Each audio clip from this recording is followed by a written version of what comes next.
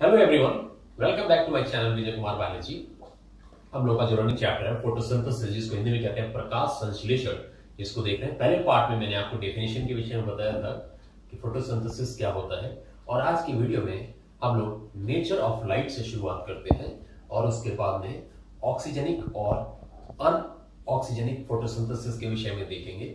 सो हम बात करते हैं नेचर ऑफ लाइट, जिसको हिंदी में कहते हैं प्रकाश की प्रकृति। सनलाइट जो है एक एनर्जी है, और इस सनलाइट एनर्जी को सोलर एनर्जी, जिसको हिंदी में सौर ऊर्जा, या इलेक्ट्रोमैग्नेटिक, जिसको हिंदी में कहते हैं विद्युत चुंबकीय ऊर्जा भी कहते हैं। अब हम थोड़ा सा आगे और बढ़ते हैं।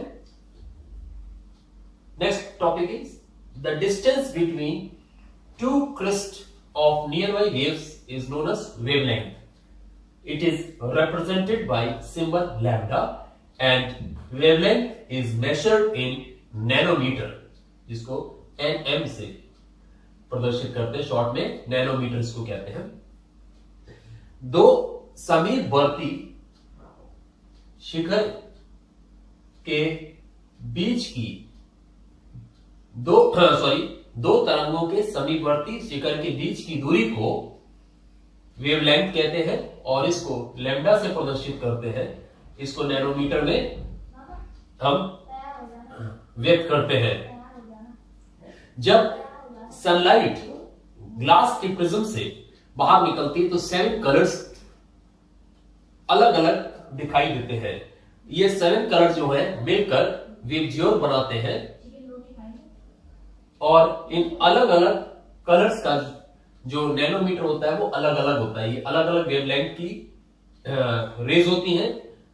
बात करते हैं वायलेट का 390 से 430 नैनोमीटर, इंडिगो 430 से 470 नैनोमीटर, ब्लू कलर का 470 से 500 नैनोमीटर, ग्रीन 500 से 580 नैनोमीटर, येलो 580 से 600 नैनोमीटर, ऑरेंज 600 से 650 नैनोमीटर, रेड 650 से 760 नैनोमीटर। So one more thing, wavelength जितनी छोटी होती है एनर्जी उतनी ज्यादा होती है, और वेवलेंथ जितनी बड़ी होती है एनर्जी उतनी कम होती है। अब रेड कलर को देखते हैं। रेड कलर की जो वेव्स रेज होती हैं उनका नैनोमीटर 650 से 760 नैनोमीटर है। इसका मतलब इसमें एनर्जी ज्यादा है।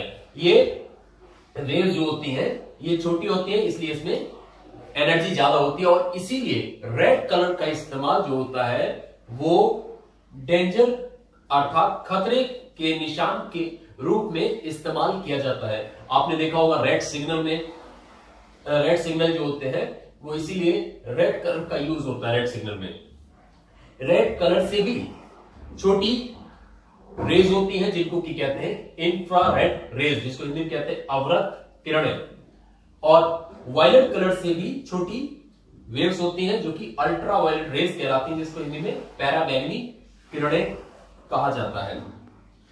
नाउ सनलाइट या प्रकाश में दोनों प्रकार के गुण होते हैं, तरंग के और कण के। Sunlight has both characters, wave and particle.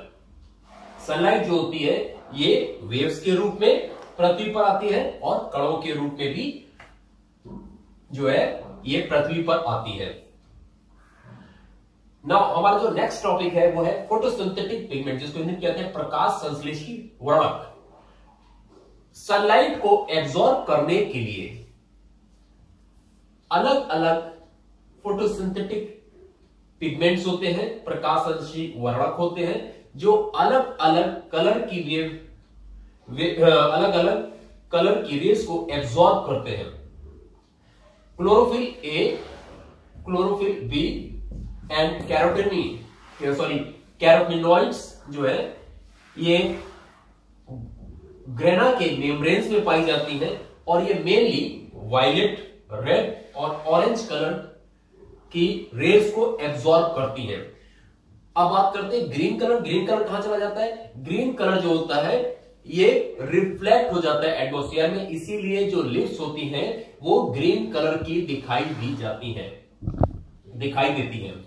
ना हमारा नेक्स्ट टॉपिक है मैकेनिज्म ऑफ फोटोसिंथेसिस, जिसको हिंदी में कहते हैं प्रकाश संश्लेषण की क्रियाविधि। बिफोर 1930, याद रखिएगा 1930 से पहले people used to believe that carbon dioxide plus water form formaldehyde plus oxygen, and formaldehyde 6 molecules of formaldehyde by polymerization form 1 molecule of glucose। Carbon dioxide और वाटर जो है सनलाइट की प्रेजेंस में फॉर्मल्डिहाइड का एक अणु बनाते हैं, ऑक्सीजन निकलता है, और फॉर्मल्डिहाइड के 6 अणु बहुलीकरण के द्वारा ग्लूकोज का एक अणु बनाते हैं, CH2O को फॉर्मल्डिहाइड कहते हैं।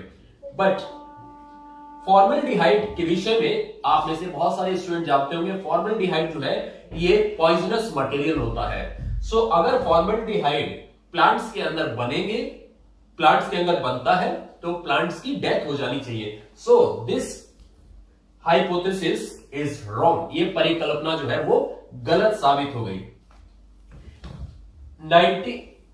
1930 में कॉर्नेलियस वी वैन नील नाम के वैज्ञानिक थे, जिन्होंने एक प्रयोग किया और इन्होंने सल्फर बैक्टीरिया को लिया, कार्बन डाइऑक्साइड और हाइड्रोजन सल्फाइड जो है वो रॉ मटेरियल के रूप में इन्होंने लिया और बताया कि सनलाइट की प्रेजेंस में ग्लूकोज बनता है और सल्फर रिलीज होती है। इसी प्रकार से जिस प्रकार से सल्फर हाइड्रोजन सल्फाइड की वजह से रिलीज होती है, उसी प्रकार से कार्बन डाइऑक्साइड और वाटर जो है जब ग्लूकोज फॉर्म करेंगे तो ऑक्सीजन लिबरेट होगी, ऑक्सीजन निकलेगी। जैसे कि हाइड्रोजन सल्फाइड में सल्फर लिबरेट होती है तो हाइड्रोजन सल्फाइड जो है वो उसी के कारण सल्फर रिलीज हो रहा है। तो यहां पर जो ऑक्सीजन रिलीज हो रहा है, ऑक्सीजन जो निकल रहा है, एरो मैंने जो बनाया है ये इंडिकेट करता है कि ऑक्सीजन लिबरेट हो रहा है। सो ऑक्सीजन लिबरेट किसकी वजह से हो रहा है? कार्बन डाइऑक्साइड की वजह से नहीं, वाटर की वजह से हो रहा है। क्योंकि यहां का केस देख लेते हैं, हाइड्रोजन सल्फाइड की वजह से ही सल्फर रिलीज हो रहा है। नाउ अब हम बात करते हैं oxygenic and anoxygenic photosynthesis. So first one oxygenic photosynthesis है। इसमें कार्बन डाइऑक्साइड और वाटर रॉ मटेरियल के रूप में इस्तेमाल होते हैं।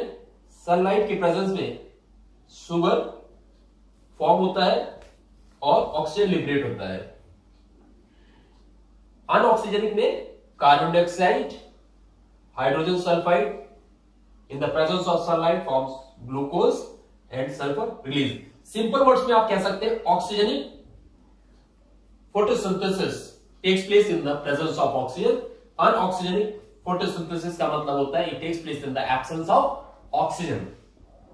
So photosynthesis, one more thing, photosynthesis process जो है वो ऑक्सीडेशन एंड रिडक्शन प्रोसेस होता है। ऑक्सीडेशन प्रोसेस ये इसलिए होता है क्योंकि वाटर से ऑक्सीजन वाटर के द्वारा ऑक्सीजन जो है वो ऑक्सीडेशन प्रोसेस के द्वारा बाहर निकलती है और रिडक्शन प्रोसेस में कार्बन डाइऑक्साइड से ग्लूकोज फॉर्म होता है। सो photosynthesis is oxidation and reduction process. इसमें ऑक्सीडेशन भी होता है, रिडक्शन भी होता है। ऑक्सीजन लिबरेट होती है और कार्बन डाइऑक्साइड से ग्लूकोज फॉर्म होता है। So this is all about in this video. The rest of the things we will talk later on. Go through it, and if you have any doubt, you can ask me.